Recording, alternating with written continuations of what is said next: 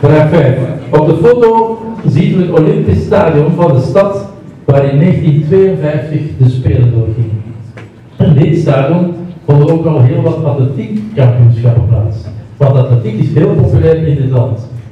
In 2012 werden de Belgian Tornado's een Europees kampioen op de 4x400 meter. Nog een bijkomende tip.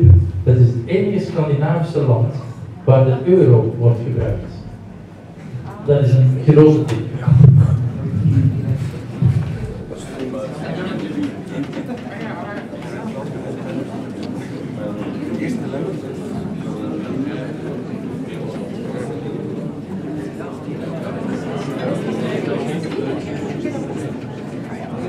Vraag 6, tijd voor een streepje muziek opnieuw.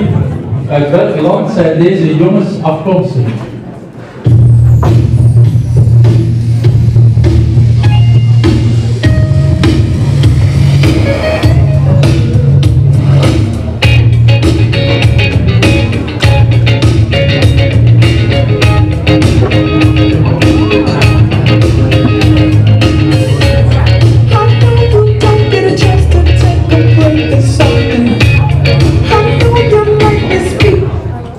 Ik hoor het antwoord tot hier van tafel 3. Oh ja, tuurlijk. Vraag 7. In dit land is minister van Financiën niet wat je noemt een droomjob.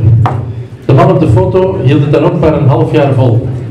In het heetst van de financiële crisis werd zelfs even geopperd dat het land beter uit de eurozone zou stappen, maar dat gevaar lijkt voorlopig althans